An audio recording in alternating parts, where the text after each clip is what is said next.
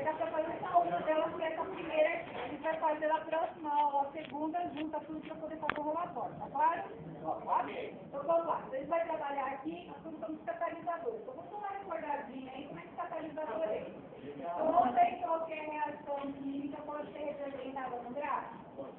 Então aqui eu tenho a entalpia que relaciona a energia, tá?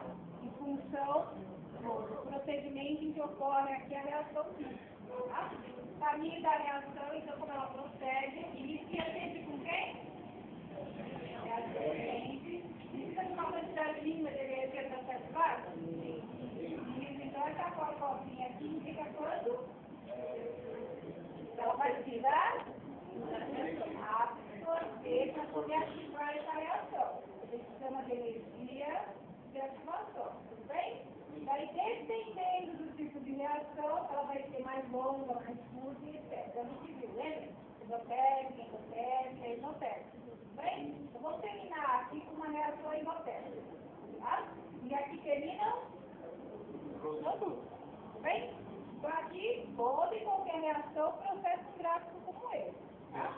Onde é que entra o catalisador aqui? Ele é um reagente? Não. Ele é um reagente? Ele não é um reagente. Ele entra para fazer o quê? Então ele faz o quê? Diminui a quantidade mínima de energia para ativar essa reação para que ela seja mais rápida. Se ele for um catalisador positivo, o que ele fez? Acelera essa reação, certo? Como se ele criasse um atalho.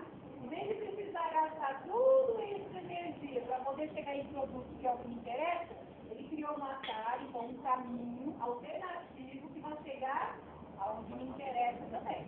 Qual é a vantagem de usar um catalisador? Além de gastar menos energia e economizar no tempo.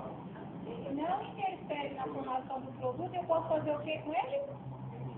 Posso reutilizar. Então, no final da reação, eu tenho ele novamente para reutilizar. Ah, então é uma vantagem? Esse tipo de catalisador é positivo ou negativo? Positivo. A função dele aqui é acelerar. Tudo bem até aqui? Posso fazer segundo tipo? Qual que é? Negativo. Função negativo? Isso. Diminuir a velocidade. Ele vai estar retardando essa velocidade realmente. Bom? Por quê? Porque ele vai dificultar a quantidade mínima de energia. Se já era difícil para chegar nessa, a gente vai aumentar. Tá? Então, eu vou perder mais tempo, gastar mais energia para conseguir chegar nela. Tudo bem até aqui, gente? Dúvida aqui? Tá? Então, é isso que a gente vai estar trabalhando aqui. Como é que a gente vai estar trabalhando aqui? A gente vai trabalhar com a decomposição catalítica da água oxigenada. Tá? Então, só assim, a gente tira as gerais, né? O que essa daqui tem em comum com a água? Isso. O que ela tem a mais? Um oxigênio. Tá? Todo mundo já usou água oxigenada aqui? O que acontece quando cai lá no machucadinho? Por quê? A gente diz que ocorreu uma reação mais conhecida como catarse. Lembra que quando a gente começou a conversar a respeito de catalisadores, eu disse que tinha dois tipos de catalisadores, além de ser positivo e negativo, que são os naturais e os artificiais. Eu falei que a gente ia fazer experiência a respeito, né? Então aqui eu tenho uma batatinha que representa o catalisador natural, tá? É um catalisador presente em todo ser vivo. Batata, então, tem catalisador? Tem. Você pegou um pedacinho de carne? Nossa pele tem? Tem. Você ficou com vegetal? Também. Então, todo ser vivo tem um catalisador natural, que na biologia é chamado de enzima. Lembraram? Qual é a função das enzimas dentro de um organismo vivo? Elas fazem a promoção das catálises, exatamente. Então, qual é a função de uma enzima? Ela faz a seleção. Então, de tudo que aquele organismo tem prioridade de executar, ela vai lá e escolhe aquilo que necessariamente é mais importante para aquele momento.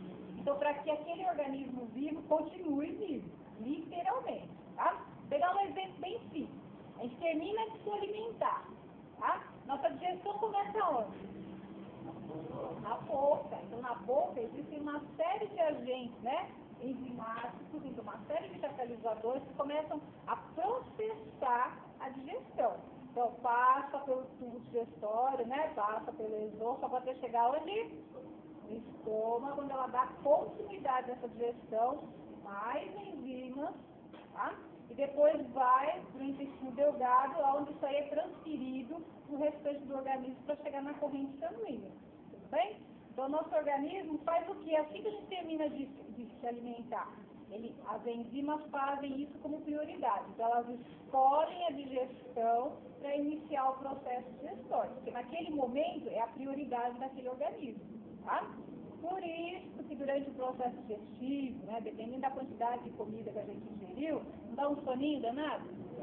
Então, por quê? Porque as enzimas estão priorizando a digestão. Então, elas baixam a função do resto do organismo para conseguir priorizar essa digestão. Ok? Tá? Ok? Vai começar a ocorrer essa situação na hora que chegar na parte do intestino delgado. Porque, ó, daqui até o estômago, nada sai. Tá? Ele está iniciando o processo digestório. Quando chega no intestino delgado, vocês já chegaram a ver a película do intestino? Não? Ela é cheia de vilosidades, né? Então, essas vilosidades fazem o quê? Assim, fazem o sangue assim, mais fino do que o fio de cabelo. Então, é por ali que tudo que você se alimentou começa a ser transferido para o resto do organismo. Antes disso, não. Bom? Então, ele começa daí a expandir isso. Por isso que a quantidade de líquidos diminui, né? Na continuidade, vai para o intestino grosso, onde ela vai se transformar em fezes e tudo mais, aquilo que não foi utilizado. Tudo bem? Deu para pegar, gente? Então, a função das enzimas qual que é? Elas são o que a gente chama de chaves seletoras. Então, a função delas é escolher aquilo que é priorizante. Olha, Deus, nem fez experiência. Acho que não dá tempo. Ó, vou fazer rapidinho essa parte, mas a gente retoma a explicação na próxima aula. Eu queria falar com vocês sobre o mecanismo da febre, o processo de digestão, tá? Ó, não, essa parte é rápida, tá bom? Porque você sabe, né? A batatinha não aguenta, né? Então, batatinha representando quem? Os catalisadores naturais. Aqui eu tenho uma batata cozida, tá? Será que a batata cozida ainda continua com esses catalisadores? E aqui eu tenho uma outra substância que vai representar os meus catalisadores químicos, os meus catalisadores artificiais. Por quê? Eles são muito empregados na indústria para acelerar processos industriais, para que aquelas reações que são muito demoradas e ocupam muita energia possam ocorrer mais rapidamente. Bom? Então aqui é o dióxido de manganês. Bom? E aqui é a nossa água oxigenada. Tá? Então, rapidinho. Eu acesi um pouquinho.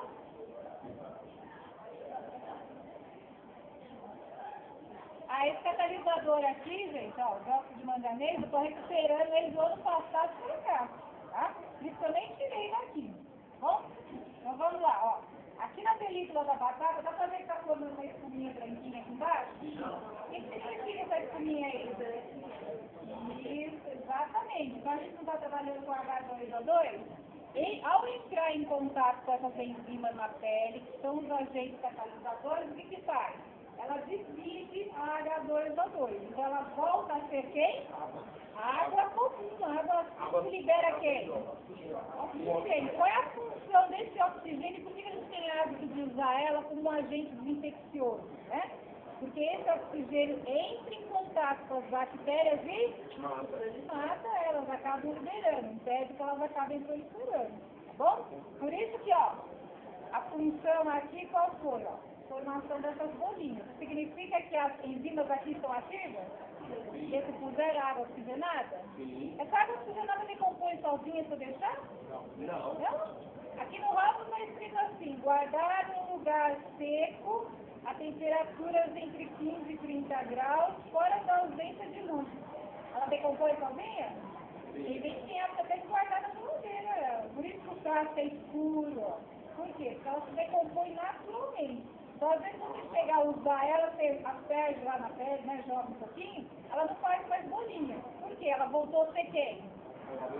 Água só. O oxigênio com o agente bactericida não funcionou. Então, me diz, ó. A batatinha cozida, aconteceu alguma coisa? Não, por quê? Porque as enzimas têm uma temperatura de função, tá? Toda vez que a gente acelera essa temperatura, que chega lá na casa dos 35, 40 graus, as enzimas morrem. Elas perdem a naturalidade delas, elas destruem, perdem a função, tá? Por isso que quando a gente cozinha um alimento excessivamente, vai se alimentar depois dele, ele se torna super pesado para a digestão, porque ele já não tem mais nenhuma enzima natural, tá? Por isso que os nutricionistas fazem o quê? Pedem para que junto com o alimento super cozido, no caso de arroz, feijão, sempre ingerir junto o quê?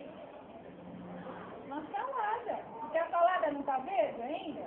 É? Então isso ajuda na própria digestão, porque conta com as enzimas, tá bom? E aqui, ó, a quantidade de espuma. Dá para ver as espuminhas aqui? O que ela está fazendo? Por que ela está decompondo a água oxigenada se ela não é uma enzima? Porque ela está agindo como um catalisador. E a função do catalisador não é essa? Tá? Então o que ela também está fazendo? Decompondo a água oxigenada. Bom? E depois na próxima aula eu vou reutilizar ele, vou reutilizar o ano que vem, até que aposentar, senhor, daqui 6 anos ainda. Tudo bem, gente? Deu para pegar? Deixa eu começar daqui, que eu queria comentar com vocês mais alguma coisinha, tá bom?